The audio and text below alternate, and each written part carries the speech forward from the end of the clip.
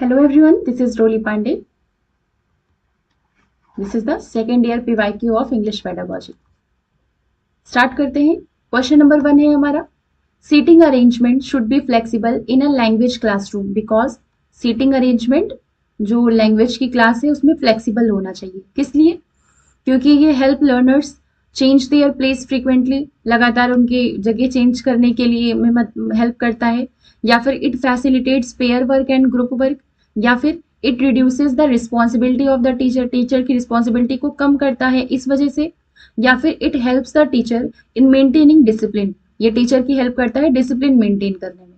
तो ये ऑप्शन ये भी गलत है। लास्ट वाला क्वेश्चन नंबर जो ऑप्शन नंबर 2 है ये हमारा राइट ऑप्शन हो जाएगा।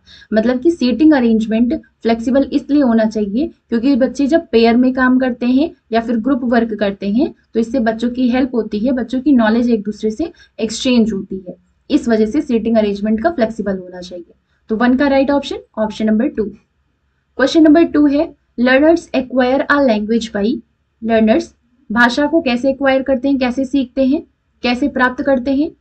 Learning about the culture of the speakers of that language, उसी लैंग्वेज का जो स्पीकर हो उसके कल्चर के बारे में जान करके सीखते हैं, या फिर using the language in a natural interactive environment, अगर भाषा को नेचुरल इंटरेक्टिव इन्वायरमेंट में यूज किया जाएगा तो इससे बच्चे भाषा को एक्वायर करते हैं, तो यही राइट ऑप्शन हो जाएगा। बच्चों को जो भाषा सीखनी है उस भाषा का जब नेचुरल इन्वायरमेंट मिलता है, उस नेचुरल इन्वायरमेंट में जब बच्चे इंटरेक्शन करते हैं तो इस तरीके से बच्चे भाषा सीखते हैं। तो learners acquire a language by using the language in a natural interactive environment. तो 2 का right option number 2। Question number 3 है हमारा, picture comprehension is effective to promote, literary skill का इससे प्रमोट होती है, या फिर आर्टिस्टिक स्किल, या फिर स्पीकिंग स्किल, या फिर लिसनिंग स्किल। इसमें ना स्पीकिंग बोला जा रहा है ना इसमें लिसनिंग स्किल, ना ही सुना जा रहा है। इससे किस चीज की स्किल डेवलप होती है? इससे लिटरेरी स्किल डेवलप होती है। पिक्चर कॉम्प्रिहेंशन पढ़ने से उस चीजों को समझने में बच्चे की जो स्किल है, समझने की स्किल है, उसका डेवलपमेंट होता है। तो 3rd का राइट ऑप्शन क्या हो गया? Option number 1। क्वेश्चन नंबर 4 है, teaching grammar is useful to improve, बच्चों को जो ग्रामर पढ़ाई जाती है तो वो किस चीज में बच्चों की इंप्रूवमेंट में हेल्प करता है? न्यूमरेसी में, न्यूमरेसी से कोई रिलेशन ही नहीं है ग्रामर का। फ्लुएंसी, वो तो स्पीकिंग से रिलेटेड होती है, ग्रामर से उसका कोई मतलब नहीं है। लिटरेसी से, इससे भी नहीं है। मेन चीज एक्यूरेसी बढ़ती, इससे एक्यूरेसी इंप्रूव होती है। अगर पार्ट्स ऑफ स्पीच का यूज कहाँ होना है, सेंटेंस, क्लॉज, वर्ड्स, पंचुएशन, हर एक चीज कहाँ कैसे यूज होनी है, तो जब इस चीज की नॉलेज अच्छे से होगी तो क्या होगा? एक्यूरेसी बच्चों की इंप्रूव होगी। तो क्वेश्चन नंबर 4 का राइट ऑप्शन नंबर 2। एक चीज का ध्यान रखिएगा, जो पेपर 1 और पेपर 2 है, इंग्लिश का हो चाहे हिंदी का हो चाहे संस्कृत का हो, मतलब भाषा की कोई भी पेपर हो, लैंग्वेज की कोई भी पेपर हो, उसमें जब प्राइमरी की बात करेगा उसमें ग्रामर की कोई इंपॉर्टेंस नहीं होती है, और जब भी ग्रामर की बात करेगा, इंपॉर्टेंस देकर के बात करेगा, तो मतलब वो पेपर 2 के लैंग्वेज की बात कर रहा है। तो बस ये इतना डिफरेंस होता है। मतलब एक डिफरेंस आपको पहले ही वीडियो में बताया था कि ऐसा कोई भी क्वेश्चन होगा जो प्राइमरी या जूनियर इस तरीके से करके दिया होगा, तो मतलब ये पहला डिफरेंस होता है पेपर 1 और पेपर 2 के में ग्रामर के, सॉरी लैंग्वेज के। और दूसरा डिफरेंस ये होता है कि जो प्राइमरी वाला पेपर 1 का पेपर होता है उसमें ग्रामर को इंपॉर्टेंस नहीं दी जाएगी, क्योंकि प्राइमरी के बच्चों में ग्रामर की इंपॉर्टेंस नहीं होती है, सिर्फ भाषा उनको प्रयोग करना आना चाहिए। और जो पेपर 2 होता है उसमें क्या होता है, बच्चे को भाषा का यूज के अलावा जो ग्रामर है वो भी आनी चाहिए। तो जो ग्रामर की इंपॉर्टेंस है वो पेपर 2 वाले क्वेश्चंस में होगी। तो ऐसे ऑप्शंस अगर ग्रामर से रिलेटेड हो तो पेपर 2 वाले में ग्रामर वाले ऑप्शन सही होंगे। तो इसका राइट ऑप्शन क्या हो जाएगा? एक्यूरेसी बढ़ाने के लिए, एक्यूरेसी का इंप्रूवमेंट करने के लिए ग्रामर यूजफुल होती है, ग्रामर का पढ़ाना यूजफुल होता है। क्वेश्चन नंबर 5 है, a good test on reading comprehension, reading comprehension का अगर टेस्ट लिया जाएगा तो अच्छा टेस्ट उसे कौन से क्वेश्चन होंगे तब कहा जाएगा?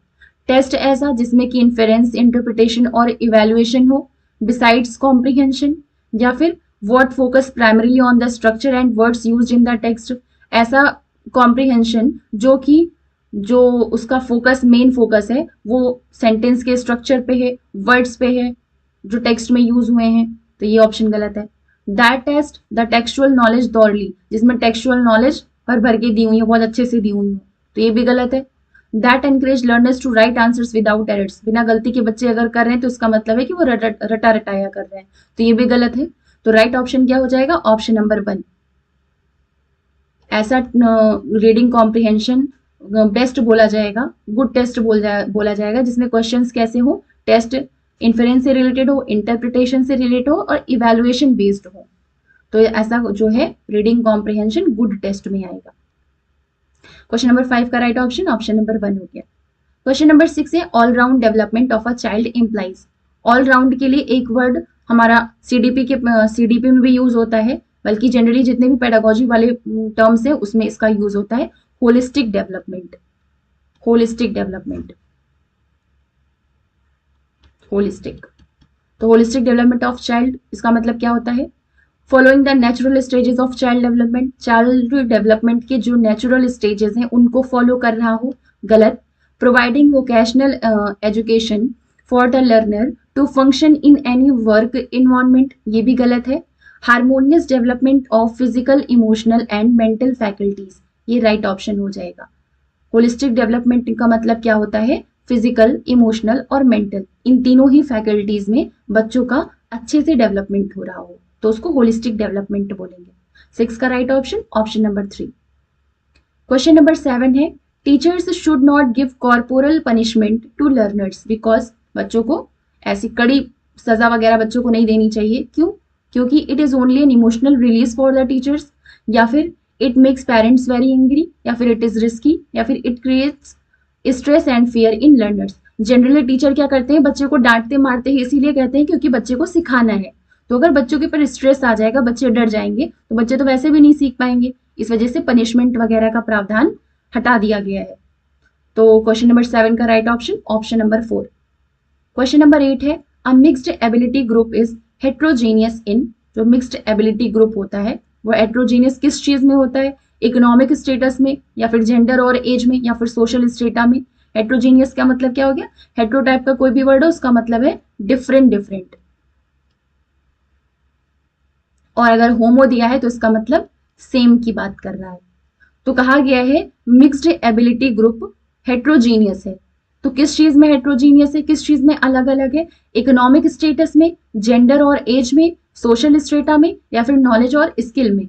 ये है नॉलेज और स्किल में, क्योंकि जब हेट्रोजीनियस ग्रुप बनाया जाता है अलग अलग एबिलिटी ग्रुप वाले बच्चों को, तो इससे क्या होता है? अलग अलग बच्चों में अलग अलग नॉलेज होती है, अलग अलग बच्चों में अलग अलग स्किल्स होंगी। जब हेट्रोजीनियस ग्रुप बना करके बच्चों को सिखाया जाएगा तो उनमें एक दूसरे की नॉलेज का एक्सचेंज होगा, एक दूसरे में जो नॉलेज है उसको ट्रांसफर करेंगे, तो फिर वो होगा हेट्रोजीनियस। किस चीज में? नॉलेज और स्किल में। तो 8th का right option option number 1।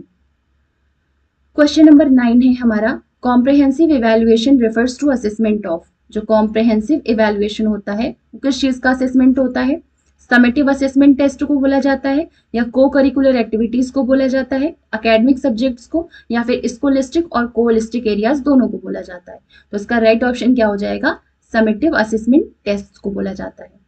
Comprehensive summative में क्या होता है? जब कोई ईयर खत्म होने के बाद या फिर यूनिट खत्म होने के बाद जो बच्चे का टेस्ट लिया जाता है, मतलब ऐसा असेसमेंट जो कि असेसमेंट ऑफ लर्निंग, बच्चे ने कितना सीखा, उनके सीखने का जब आकलन किया जाता है तब वो कॉम्प्रिहेंसिव इवैल्यूएशन होता है। तो वो किस में आता है? समेटिव असेसमेंट टेस्ट में आता है। क्वेश्चन नंबर 10 है हमारा when a teacher ask her student to write a letter after having a group discussion. Group discussion करने के बाद बच्चों को लेटर लिखने के लिए कह रही है अगर टीचर, तो उसका मतलब क्या हुआ? बच्चों को कंफ्यूज करने के लिए कह रही है, या फिर adopting the direct method of language teaching. Direct method तो कहीं से नहीं है। डायरेक्ट मेथड में क्या हुआ? टीचर ने तुरंत रूल सिखाया, ग्रामर सिखाया, और ये सब सिखाने के तुरंत बाद उसने क्या किया? बच्चे से लेटर लिखने के लिए कह दिया, तो ये डायरेक्ट मेथड में आएगा। फिर इंटीग्रेटिंग डिफरेंट लैंग्वेज स्किल्स, ये राइट ऑप्शन हो जाएगा। अगर बच्चे डिस्कशन करके किसी लेटर को लिखेंगे तो अलग अलग बच्चों में अलग अलग स्किल्स हैं लैंग्वेज की, तो सारी स्किल्स एक दूसरे में एक्सचेंज होगी तब बच्चे लिखेंगे। तो मतलब क्या कर रही है? सारी लैंग्वेज स्किल्स को इंटीग्रेट कर रही है, एकीकृत करके उसको लिखने के लिए कह रही है। तो इससे बच्चे अलग अलग स्किल्स को सीखेंगे, उसको इंटीग्रेट करेंगे, उसके बाद लेटर लिखेंगे। तो इससे क्या होगा? राइटिंग स्किल उनकी परफेक्ट हो जाएगी। 10th का right option option number 3। Question number 11 है हमारा pre reading task are meant for explaining the grammatical items used in the reading text. उस टेक्स्ट में जो ग्रामेटिकल आइटम्स है उसको एक्सप्लेन करना। इसका मतलब ये होता है प्री रीडिंग टास्क। या फिर evaluating the reading skill of the learners, बच्चों के अंदर रीडिंग स्किल कितनी है इस चीज का इवेलुएशन करना प्री रीडिंग टास्क होता है, ये भी गलत है। Giving the meanings of difficult words and phrases, difficult word और फ्रेजेस की मीनिंग्स देना, ये होता है प्री रीडिंग टास्क, ये भी गलत है। तो लास्ट ऑप्शन क्या, introducing the main idea and motivating the learners, इसी को प्री रीडिंग टास्क कहते हैं।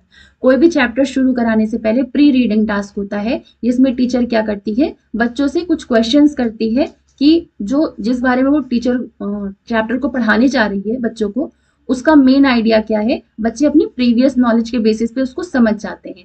तो जब किसी चीज को प्रीवियस नॉलेज के बेसिस पर अपने दिमाग में एक आइडिया बना लेते हैं, तो मेन आइडिया जब उनको पता हो जाता है तो उनको चैप्टर पढ़ने में इंटरेस्टिंग भी लगता है और जल्दी समझ में भी आता है, और बच्चे पढ़ने के लिए क्या होते हैं, सीखने के लिए मोटिवेट भी हो जाते हैं। तो यही होता है pre reading task.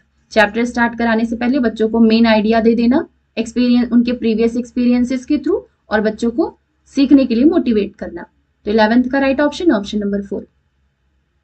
Question number 12 है, curriculum is an educational programme which does not state. Curriculum क्या है, एक एजुकेशनल प्रोग्राम है, इनमें से कौन सी ऐसी चीज है जिसको वो नहीं बताता है। The means of evaluating whether these educational ends have been achieved और नॉट, मतलब कि एक साधन होता है इवेल्युएशन का जो कि ये पता करता है कि जो भी एजुकेशनल एंड्स थे, जो भी हमने उसके आउटकम्स डिसाइड किए थे, वो प्राप्त हुए कि नहीं हुए। या फिर lesson planning details of the topics, ये तो देता है। Educational purpose of a programme, programme का एजुकेशनल पर्पज होता है कि मतलब शिक्षा का क्या उद्देश्य है, इस चीज का एक प्रोग्राम है करिकुलम, तो ये भी ठीक है। कंटेंट, मटेरियल, टीचिंग स्ट्रेटेजीज और learning experience which will be necessary to achieve this process, मतलब कि जो एजुकेशनल प्रोग्राम की प्रोसेस है उसको अचीव करने में ये सारी चीजों में से कौन कौन सी चीजें हैं जो कि जरूरी हैं, तो ये भी चीज पे ध्यान दिया जाता है। तो राइट ऑप्शन क्या हो गया, ऑप्शन नंबर 1।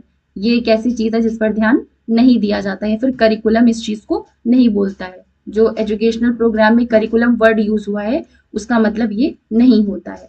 तो 12th का right option option number 1। Question number 13 है, speaking skill can be best developed by enabling the learners to. Speaking skill बच्चों में अगर इसका डेवलपमेंट करना है तो बेस्ट वे में इस चीज को कैसे इनेबल किया जा सकता है लर्नर्स में, उनकी स्पीकिंग के टाइम जो भी एरर्स हो रही है उनको अवॉइड कर दो, या फिर read challenging and difficult task, जो चैलेंजिंग और डिफिकल्ट टेक्स्ट हो उनको रीड करने के लिए कहना, इससे स्पीकिंग स्किल डेवलप होगी। या फिर communicate in real life situations, यही राइट ऑप्शन हो जाएगा। अगर किसी भी बच्चे में स्पीकिंग स्किल का डेवलपमेंट करना हो या किसी का भी स्पीकिंग स्किल का डेवलपमेंट हो तो उसको कैसे किया जा सकता है, अगर वो अपनी रियल लाइफ सिचुएशंस में उसी भाषा का यूज करके कम्युनिकेट करेंगे तो इससे क्या होगा, बच्चों में स्पीकिंग स्किल का डेवलपमेंट होगा। तो 13 का right option option number 3। Question number 14 है हमारा, in learning a new language multilingualism. अगर भाषा किसी भी नई भाषा को किसी को सीखना है तो मल्टीलिंगुअलिज्म क्या करेगा, बर्डन की तरह काम करेगा, या फिर मेथोडोलॉजी की तरह काम करेगा, या फिर एसेट की तरह काम करेगा, या फिर इंटरफेरेंस की तरह काम करेगा। किसकी तरह काम करेगा, ये इंटरफेरेंस की तरह काम करेगा। एक मिनट, ये एसेट की तरह काम करेगा, ये गलत है। ठीक है, क्वेश्चन नंबर 14 का राइट ऑप्शन क्या हो गया, ऑप्शन नंबर 3। क्वेश्चन नंबर 15 है, the most important feature of an effective language classroom is opportunity for learners to. इनमें से कौन सी ऐसी चीजें हैं या फिर कौन सी ऐसी चीज है जो कि इफेक्टिव लैंग्वेज क्लासरूम में सबसे ज्यादा इंपॉर्टेंट है, इमिटेट करके या फिर रिलैक्स होके या इंटरेक्ट करके या इवेलुएट करके। तो राइट ऑप्शन क्या हो जाएगा, ऑप्शन नंबर 3, मतलब कि इंटरेक्शन जो सबसे इंपॉर्टेंट फीचर है इफेक्टिव लैंग्वेज क्लासरूम में। बच्चों को कौन सी ऐसी चीज है, किस चीज की अपॉर्चुनिटी देने से बच्चों का विकास ज्यादा होगा, डेवलपमेंट ज्यादा होगा भाषा का, तो इंटरेक्ट का। जितना ज्यादा बच्चों को इंटरेक्शन का अपॉर्चुनिटीज दी जाएंगी उतना ज्यादा बच्चे में लैंग्वेज का डेवलपमेंट होगा। तो 15 का राइट ऑप्शन क्या हो गया, ऑप्शन नंबर 3। ये था हमारा second year PYQ of English pedagogy for paper 2। मिलते हैं नेक्स्ट वीडियो में। Thank you.